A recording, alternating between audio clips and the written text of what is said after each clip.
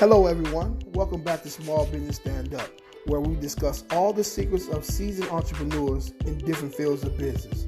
Learn from them and be ready to grow and thrive. Stay tuned and enjoy. MCA Back Office aims to help real estate wholesalers who have their 9-to-5 jobs, those who are busy with their businesses or family responsibilities, and even help students. MCA Back Office gives you leads, research comps, calculate offers for you. Basically, MCA be your back office. You can find them on Facebook.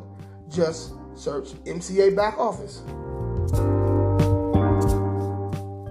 Well, this is the first one that we're going to, first program basically that we're going to do today. So it's the first episode.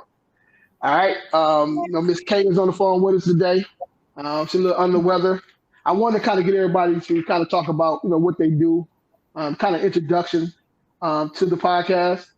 I know, Miss Kate, I know you're a little sticky a little bit, though, but do you have a few seconds to kind of tell us what you do?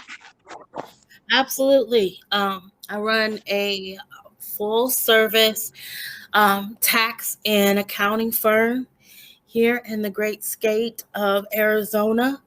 Where I help small business entrepreneurs organize their finances, help them with tax strategies to help save them money.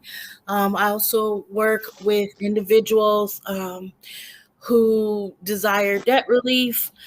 So right now it's myself and one other person. We're a small team but mighty. And that's pretty much what we do. I also offer HR and payroll services as well. So I'm very excited to be here on the podcast to help share some financial and business information with the audience. Excellent. We're happy to have you on. And we appreciate you, showing that warrior spirit, coming on, going through with some of the things you're going through. So, go ahead. Oh, no, I was saying I appreciate it. I'm really excited to be here. We're happy to have you. So, a few of you guys may already know me, but if you don't, my name is Coach J, wholesaler, investor, fix and flipper, a little bit of everything. Coach as well. So basically, I lead up acquisitions for my buyers to find great deals, residential and commercial. I'm a husband. I'm a father. I'm a person who really, I lean on my ethics in everything that I do, right? So if you reach out to me and you ask me some questions or you're on my team, I'm going to give you the real and uncut, but I'm going to keep it honest at all times. So that's kind of who I am. And hopefully you guys learn a little bit more about me on this podcast and, what I got to bring to the table. Goal is to help people who are in situations, right? Everybody don't have money to go to school to learn how to run a business. So hopefully this information that we able to give you guys will get you guys off that couch, watching that TV and out doing things and, hopefully, passing it down to generation to generation. So that's kind of what this is all about. As for right now, Jason will be coming on in a few minutes as well. He's an entrepreneur as well. So he'll tell you a little bit about him once he come on. But he's definitely a go-getter as well. So let's just start, man. So we're going to pick a couple of topics, talk about a little bit of the topics, man. And hopefully everybody learns from it, including me. So all right. So one of the things here, the first thing we want to talk about, man, like the pros and cons of a small business. There are some pros and there are some cons, right? A pro is pretty much you can kind of set your own schedule when you have your own business. Basically, you're gonna be working 24 hours a day, 7 days a week. Right. I was gonna say, like, it's a pro and a con. It's like a double-edged sword because I feel it's very hard to separate home life and work life when you run a small business from your home. So it takes a lot of discipline to separate the two, and I have a hard time with it myself. So yeah. I mean, people make it look very easy, right? But it's a lot that comes with it. I use the analogy like a boat. Like say you're out there in the sea and you're in a small boat, and that boat has many holes, right? And so as soon as you seem like you plug in one hole, there's another thing spring up of water, right? That's what an entrepreneur is. So that's why most small businesses only last maybe 5 years if they're fortunate. The ones that get to the point to where they're not the one that's constantly fixing everything, maybe, hire some people to do some different things. I think them are the ones that, start to flourish. And over time, you get to that position to where you're doing a lot of delegating. What you think about that? Right, I agree. I also believe that delegation is also a pro and a con to owning a small business because oftentimes we're the manager, we're the producer, we're customer service, we're accounting, we're like everything. And sometimes it's very hard to relinquish those controls to other people, that you may hire, whether they're like your friend or your family or maybe a third party person that you hire. I know that's one of the struggles that my clients have when they hire me to help them with their bookkeeping. First, when I first work with them, they're very excited and everything, and they want to check every little thing. But you just have to have faith and trust in the people that you choose to surround you in your business.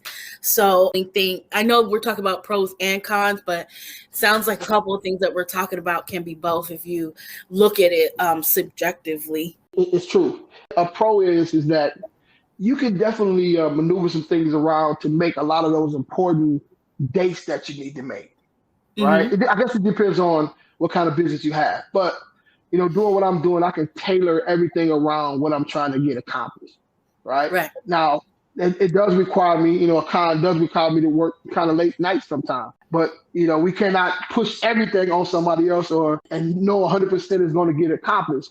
So you got to kind of delegate and oversee, So, in that situation, Yeah. It's not often that you find a rock star like Miss Lady, so it's real. It's real, man. Mm-hmm. But I wouldn't trade it for the world, though. I will be honest with you. It's when you work for a company, you're working 40 hours a week plus, and you'll go to work and the manager or the boss or whatever the case is treating you like they can hire you and fire you at any time, right? Right. They got you working on, these days, these national days that you want to be off with your family and you stuck at the job. As an entrepreneur, you don't have to really deal with that. I love that about it. Right. And, but also as an entrepreneur, those days or those times that you take off, I feel like sometimes you have to hustle even harder because it could be money that you miss. You know what I mean? Wow. So it's like, it's really hard. Since I've been sick, I haven't really been able to really get out there and hustle real hard to, to get clients. So that means once I'm better, I got to hit the pavement twice as hard, right? To make up for the potential income that I lost when I was sick. So it sounds like you and I are kind of like playing devil's advocate, right? No, but it's effective. I love it because people paint entrepreneurship or having a small business as this perfect picture that there's no, once you invest your money into something, it's going to take off. It's going to be, you're going to live as a millionaire in a few months or whatever the case is. No, it's ebbs and flows in this thing. The person that gets on this roller coaster, they're able to enjoy the lows and then enjoy the highs. They're the ones going to be successful, So that is what I am learning. Right. In my this year, September will be the second year of business for me as an accountant and tax professional. And that's one thing that I wish people talk more about. Just what you pointed out, sir, is the ebbs and flows, even the confidence in yourself or your abilities can also ebb and flow as well. So just because you have the money and maybe you have a little bit of the audience, doesn't mean that you won't struggle. And I think you have to be very passionate at what you do to stick in there, even when times get hard. So, just trying to stick in there and, do what you can as an entrepreneur. I think that's very important. Another pros and cons for being a small business owner, and I would say a pro is being a small business owner can be a way to financial freedom. It's totally up to you how hard you push your business or how hard you work, it could be unlimited income for you and your family. What's up, Jason? Hey, how's it going? Hey, We're doing great, man. Got Miss K on the phone, on the call with us as well. Cool. How you doing? good. How are you, sir? Hey, I'm making it. Trying not to melt in this Texas sun, but we'll be all right. I hear you. I'm in Arizona, so I feel you. Absolutely. Hey, Jesse, can you tell us a little bit about what you do for the people that don't know you?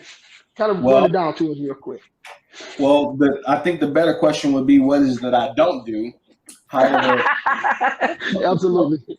primarily we do real estate, so real estate investing, also business structure and setup, also assisting with helping other entrepreneurs develop their business when it comes to business credit, showing them how to actually invest that and leverage that money. And I'm here to co-sign Jason. Jason is phenomenal. It's the tips Jason has gave me that I'm still rolling with right to this day. So I really appreciate it. I really appreciate it. So when we talk about right now the pros and cons of a small business, right? Some of the different things, man. I would say a con is when you finally get a little bit of money and you tend to throw money at different situations. That can be a con, right? Because we tend to think that if we throw money at a situation, that it's going to be solved, and we forget to oversee a lot of times. Does that make sense?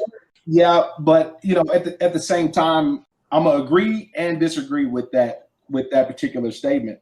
The only reason why I say that is because money can solve a lot of problems, because that's what the majority of people's problems are anyway, is financial stress and financial issues. I just believe that once you started the business, that you've got to appropriate those funds properly in order for those problems to be solved. You cannot just say, okay, well, I've got the money now, and now all of my problems are solved. You've got to have a strategy to how you're going to actually use it. Absolutely. See, my thing is that I think in business, man, probably the worst thing that can happen to you when you first start a business is you become successful straight out the gate. Because now you haven't really had a chance to work out different kinks in it. You said it's working, I'm gonna stick with what's working. But when something happens, it seemed like, I said with me in my situation, I was throwing money at the situation. And it was like, man, all it was doing was just taking my money. Okay, that didn't work. So now I'm throwing money at something else. That didn't work. It wasn't until I just kind of buckled down and kind of just really analyze my business to see what works and then put the money where it needs to be so it can grow more money, instead of just throwing money at a situation and sitting back and see what happens. Yeah. And that's part of the growing shiny object syndrome that I see with most early entrepreneurs is they already have these ideas and these systems and these processes that other businesses are putting out there, and they feel like that's what's going to help them actually succeed, but it's really not. When we talk about it on the last phone call, as far as being able to bootstrap and get things done, yeah, we run on systems now, but when we first started real estate, I was using file folders and hanging them things up. I would number them from 1 to 31, and I was using paper. Yeah, absolutely. I was using paper. If it was the third day of the month, that's the folder I would pull out, and those are the people that I would call on that third day of the month.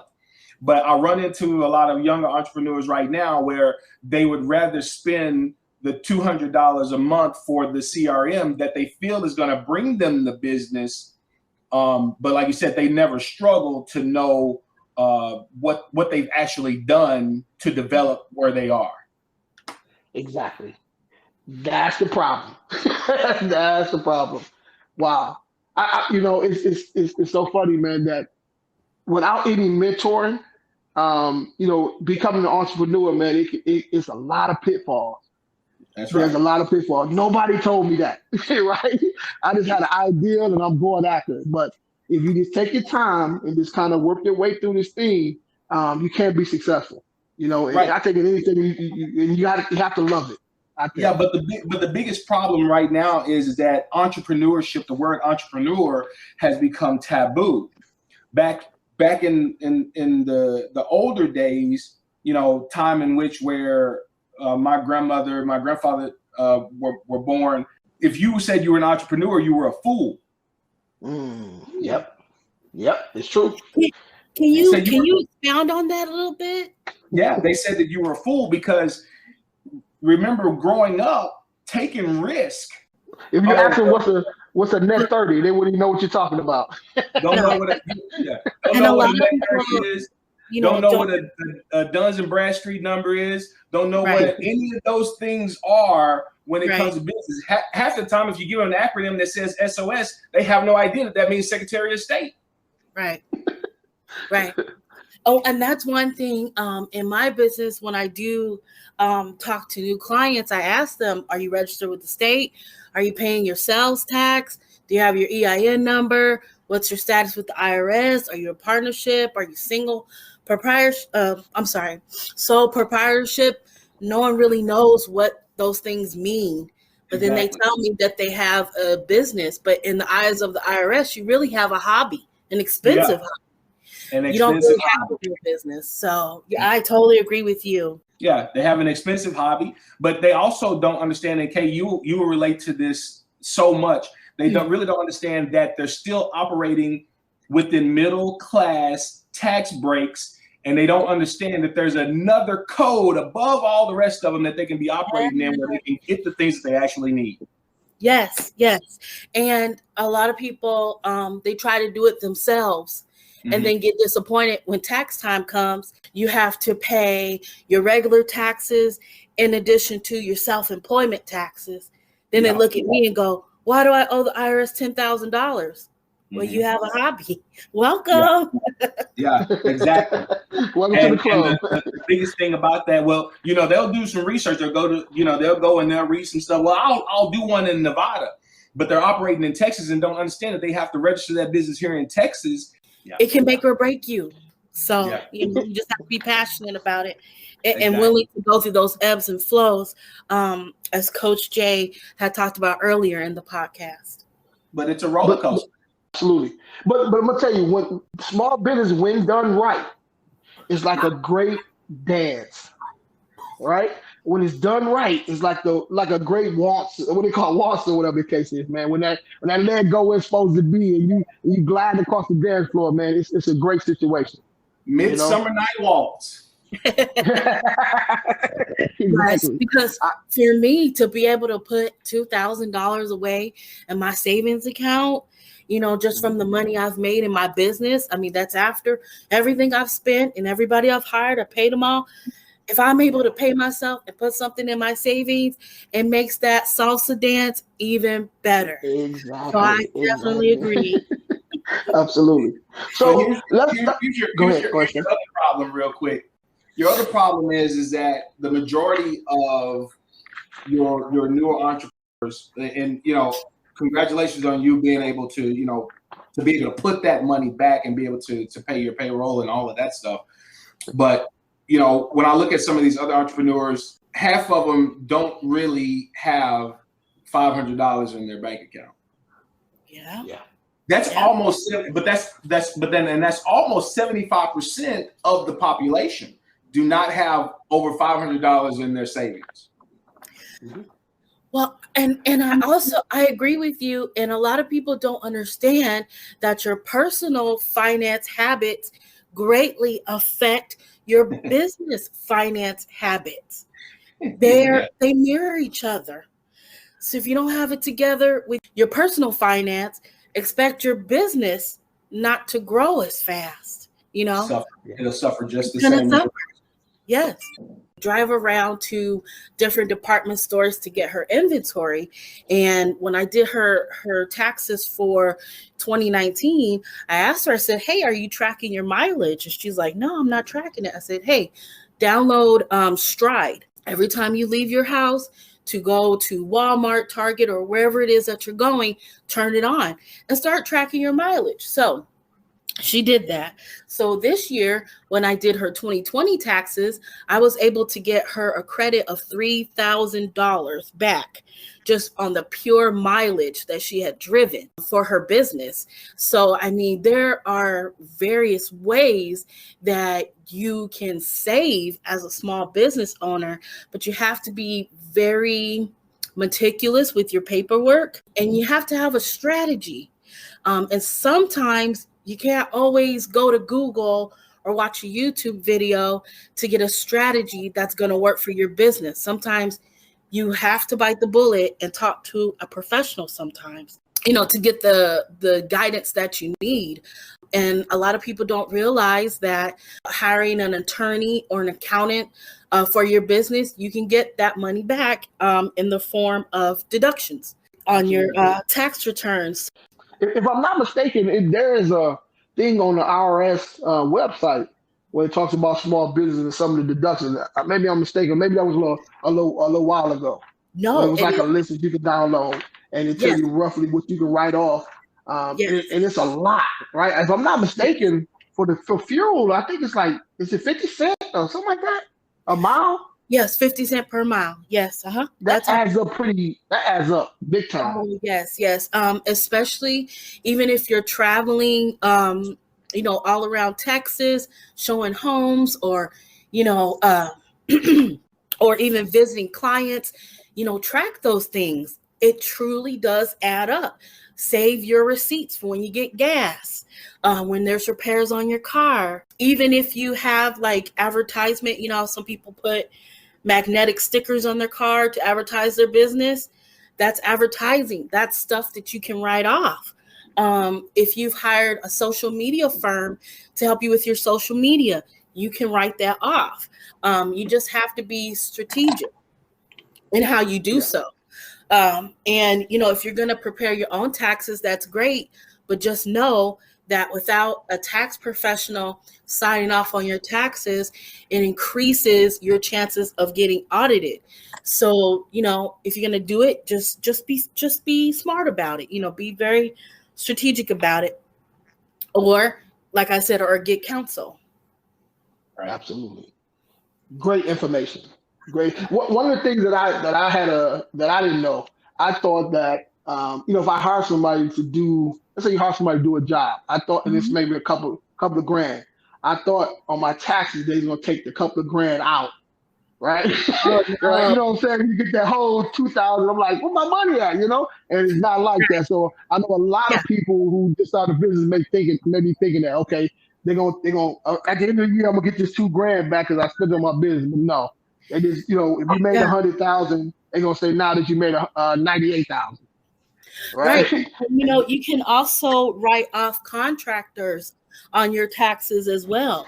But like I said, the deeper that you go and the more deductions that you do, just know that the IRS may have their eye on you. So just, make sure that you have a good tax professional, who understands your business and who can help you just in case you are audited by the IRS. Yeah. And this is very important. So if you're starting a business, get you somebody that knows about taxes, who knows about these type of things, man. It's very important. I would go so far to say it's essential to get that done. Yes, you want to start off your business on a great note, so that when this stuff will come up to bite you down the line.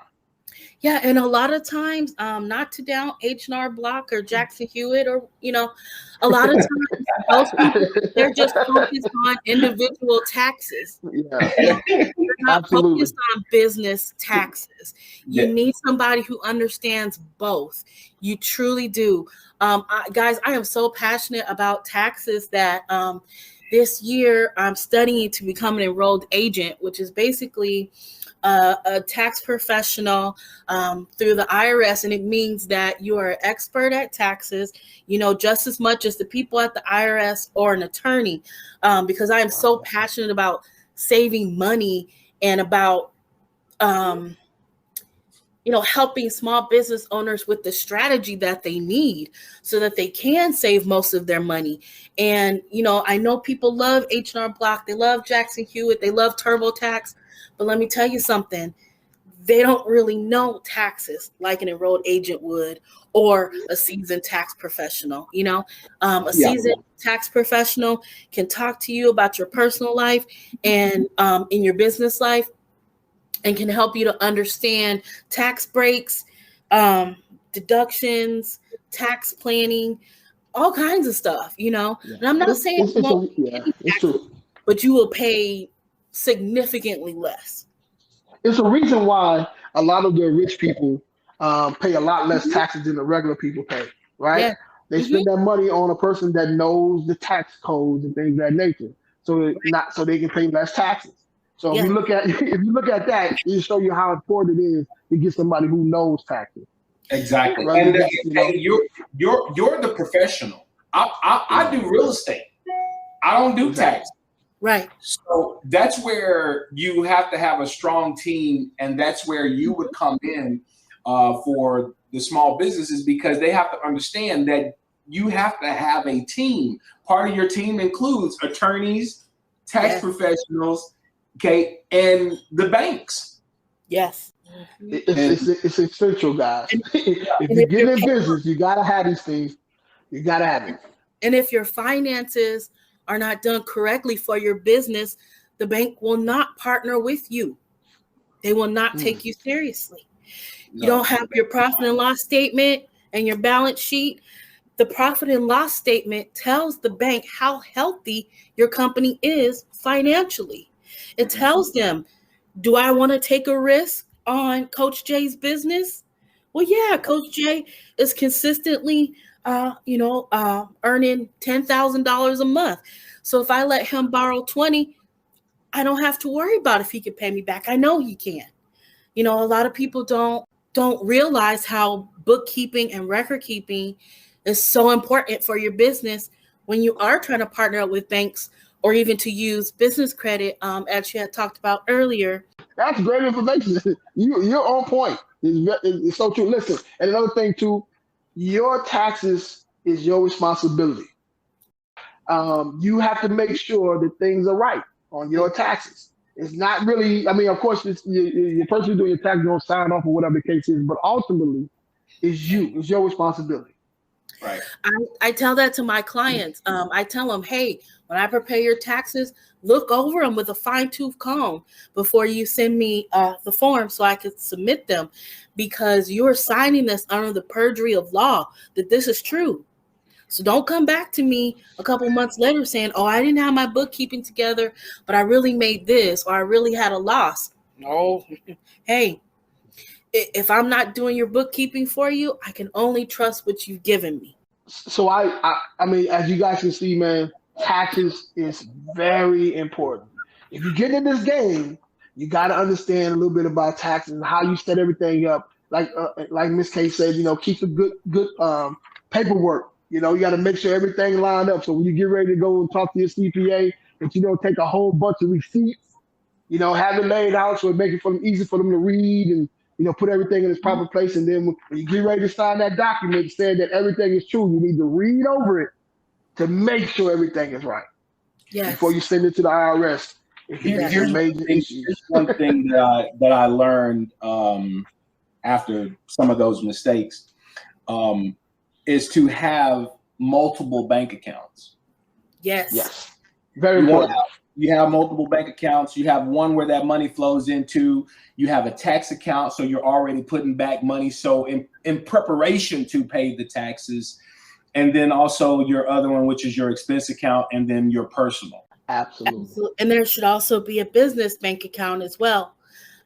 You know, if the IRS ever does audit your company, you don't want the IRS in your personal bank account. You don't want to commingle those funds. You want to make sure that you have a business bank account, so those transactions that you're doing is totally separate from your personal. Right. You want them out of your business. That is a jewel. Very important. All that sending money to this account, and your business. Hey, you don't want the problems. I also want to say too, people, stop Cash App. Stop it. That's not a professional bank account. It's not a business bank account. It is not. Stop the Cash App. Stop the Zelle. I'd rather pay the $15 and put that on my taxes at the end of the year for a wire transfer any day of the week. Yes, absolutely. Once the IRS sees that you're using Cash App and Zelle and Venmo, they know you're a hobby. I mean, and they know you're an amateur and it's a hobby. So those tax breaks that you thought that you were going to get, the IRS can reject your taxes and say, you're going to have to go back and fix your taxes. I've had that happen to me with a client I worked with this year for their 2020 taxes. And they were so upset because they had to pay me my fee. And once I submit them to the IRS, they rejected them. And I said, hey, I mean, we just have to go over this process again. And we literally had to take away all of the tax breaks. That's how she ended up owing $10,000. But that's not my fault. Yeah. You know? Absolutely. Ignorance of the law is no excuse. Yeah. Well, I mean, just what Mr. Jason said, you have to hire a team. You have to be strategic. You gotta start from January. You can't start your strategy September and expect it to work for next year. You can't. Right. It won't work that way. So we talked about the pros and cons of a small business, right? We talked about the tax breaks. The tax breaks that you can get as a small business owner. So tell me, why is it important to love what you do as a small business owner? Why is that important? To love, you say to love what you do? To love what you do as a small business owner. Why is that? I think it's essential. Why you think that's important? Immediately I'll say this is because the one thing about it, if you don't love, and I'm gonna add the word care about what you actually do, then you're not gonna continue to feed the motivation that you need in order to keep the business going. There's gonna be things that's gonna actually happen, okay, within your business, within your personal life, and sometimes those things actually get in the way. But if you're passionate and you have the wherewithal, I'll use that word, to withstand that, because it is what you love and you enjoy, and you'll do it for free. Okay, because entrepreneurs have to work for free for a certain period of time. Yes. Then you know that you love that business. You love what you do, whether it's helping people, providing a product or a service. Mm-hmm. You have to be able to get through it, and that's the way you get through it, is by enjoying and loving and being passionate about what it is that you do every day, all day. She sees my wins as well. And for me, I want to be able to teach my daughter how to run a business. I want to empower her and to encourage her to seek her own financial freedom. Working for a corporation or even a mom and pop shop, for me, I feel like it sometimes stifles your creativity. It stifles your freedom, and it also stifles your financial freedom. I'm an accountant, so I like to talk about money. That's no surprise. But, for me, when I know that I can, maybe have 20, 30 clients and how much money that brings in for me, I know directly what I need to do with that money. And I know that I can pay myself and put some of that in the savings, or maybe I don't pay myself and I just leave it in the business. But either way, I feel that entrepreneurship is the key to financial freedom, and also real estate.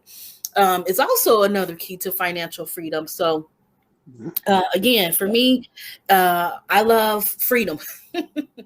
So absolutely, why not, take the risk and bet on myself instead of betting on somebody else? You see, when you first start your small business, chances are you're gonna be doing it probably part-time while you're working your full-time job, right? And Mm-hmm. a lot of jobs, man, when you get off work, most people they done. They mentally, physically done, right? Right. But if you love it, you'll be still up doing it, working on your business, even though you just got off your full-time job. Maybe your sponsor will tell you, come on, go to bed. You gotta give me a minute. I gotta get this done. That's the love you gotta have for a business. It's as simple as that, man. I've always wanted to have my own business. Even as a young person, I was selling candy to kids. So it's been in me all this time. So I finally found a vehicle that I can use, in order to, hopefully be able to pass it down to my kids one day. Yeah. Right? Be able to fully walk away from it and let them have it one day. That's the ultimate goal. So And I love real estate. I've been saying it all my life, man. I love it. So, yeah. It ain't going nowhere. It's not, man. I think it's getting better, man. I think it's getting better because I'm doing this commercial stuff now, man. And it's like it's a whole nother game, man. It's a whole nother game, So, and I'm loving it. And I love to be in a room where I don't know nothing, and everybody know more than me. You know what I'm saying? So I can learn from everybody. If you're not in that room, then you need to hurry up and get out. Exactly, man. I'm in there. I'm soaking up the game. I'm always ear hustling, and I feel like a kid in the candy store, man. I can't lose. So that's what time. And then I'm always pushing myself to do stuff that's outside of my comfort zone. I have no problem with doing that. Like I said, doing this podcast, like I'm cool with talking or whatever the case is, but a lot of people from where I'm from wouldn't even recognize me actually doing it. So it's a way of me still pushing myself out there. You know what I'm saying? In front of maybe you guys are audience and y'all do the same thing on me in my audience as well, and then hopefully get out there a little further than we normally would get, right? Mm-hmm. That's the whole key to this whole thing. And on top of that, helping people, man, who are entrepreneurs, who are trying to become entrepreneurs, get to that next level. And then maybe 10 or 20 years down the line, we see them somewhere and say, hey, man, I remember listening to your podcast, man, and you guys helped me. That's the joy right there, man. Right. It'll come full circle. You've got your first listener right now. She's 13. Okay. And we're working on her entrepreneur. No, we got our first listener. Hey, welcome. Hello. She's an entrepreneur as well? Yeah, she's she does hair. So we're working on developing her skill so that she can become the cosmetologist that she wants to be and own her a few salons. Yes, that's amazing. That's amazing. Hopefully can we ask her a question? Is that possible? Yeah. Hello. I know we're putting you on the spot, but we cannot pass this up. So you are a young entrepreneur in training, correct? Yes. Why in the world you want to do this? I guess I could say it's in my blood. I don't know. I just started doing hair, and I just got better at time, and I started liking it a lot more. And it's just something I put my mind. Great answer. Y'all give her a couple questions, guys. I love this. I love it. So like we was talking about a moment ago that if you wasn't getting paid to do it, would you still do it? Yes, definitely. There it is. So we'll see you years down the line. You're going to be on some show, and you're going to say, one day I was on this podcast and I was 13 years old, and I told him I wanted to do this and that. Well, hopefully that show will be this one. We just had a birthday. She's 14. Well, you're definitely in good hands with Jason, for sure. And I'm pretty sure he's going to show her the rope. And if you got any questions for me, please don't hesitate to reach out to me. I definitely answer anything you have, any question you have. Okay, thank you. Thank you. Yeah, and me too. If you ever need any tax or accounting advice, I'm here. Man, isn't that awesome, man? That's a great situation, man. So, well, everybody, tell everybody your social media handles, guys. Miss Kate. My social media handle on Instagram is Finance with K, and on Facebook, I am under Vibrant Profits Financial Services. You put me on the spot, Jay, because I don't know. I'm not on there that much. Hey, listen. Hey, Jason, I said that before I even realized I said it because I put myself on the spot. I don't even know mine, man. So to be honest with you, yeah, hey, Miss Kate was ready though. And I'm on almost every platform that you can name, man. I have no idea what they are. I'm on IG. I'm on Facebook. I'm on Snapchat. If you name it, I'm on it. But I have no idea what those handles are, man. But listen, this is Keep It Real podcast. We keeping it real here, man. This ain't polished stuff. This ain't none of that. We keeping it real here, man. So, You'll be hey, man. Here's one by the next meeting. Yeah, but here's one for you. If you go to Google and you type in New Way Investment Group LLC, I'm all over the first page. You'll find them all there. Absolutely, absolutely. And I know I'm on the Facebook MCA back office. You learn a little bit about what we do as well.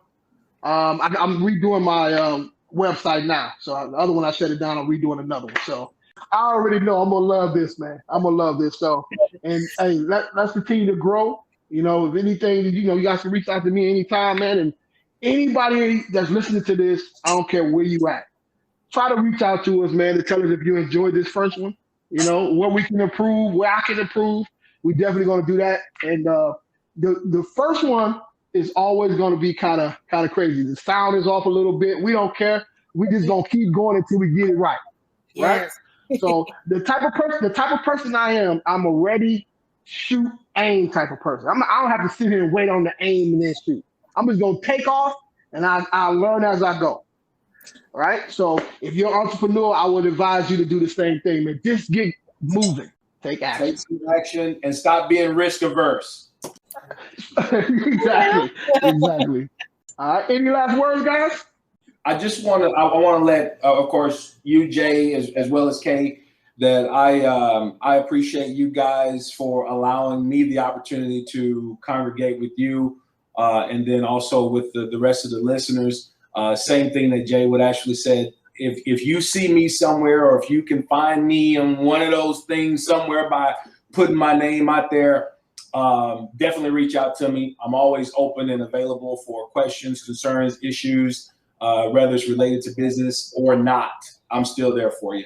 Yeah, and I want to offer the same. You know, if any listener out there needs any advice for business, tax, accounting, anything of that realm, I'm also here to help as well. A lot of times the stigma of accountants is that we're so expensive and really stuffy and don't like people, don't like to talk to people. That could be further than the case, because that's why we do what we do. It's because we're passionate about business and people. So don't ever be afraid to reach out. Absolutely. So if you're an entrepreneur and you're thinking about launching your small business, stand up, right? That's the name of the podcast, Small Business Stand Up, and we need you guys to do that. We need more entrepreneurs, right? We need to raise more people to be business owners than employees. Like, There's nothing wrong with being an employee, but be an employee until you get yourself in a position to where one day you can own it. So like Dave Dash is one of my guys, right? I don't know if you guys are familiar with him. He said, I hustle for my last name, right? And if you're just doing a 9-to-5 job and that's all you're going to do, hey, more power to you. That may be where you need to be. But if you have any you're ambitious about having a small business or whatever the case is, just start. Don't let yourself hold you back. Just start. And hopefully we get you on the podcast and interview about your ups and downs in business and things of that nature. One more thing too, if you are a business owner and you want to come on and let us interview you, come on over. Shoot us an email. We'd be happy to have you. Okay. Let me tag you real quick, Jay. Okay. Because I want to add to the ones that are actually employees who are actually looking to become entrepreneurs. Just because you are at a 9-to-5 or working there, that is also the best teacher that you could ever have.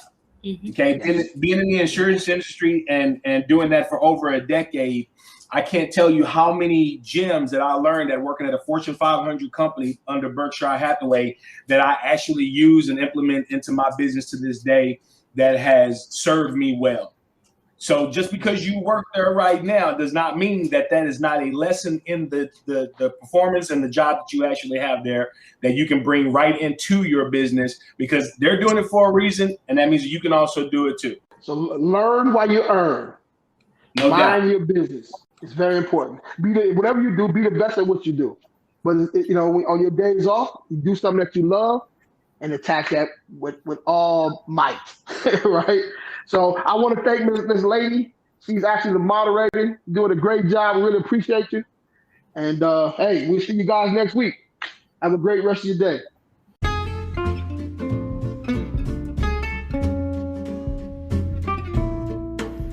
Thank you for tuning in. Please follow us on Acorn and Spotify and on Facebook, Small Business Stand Up. See you on the next episode.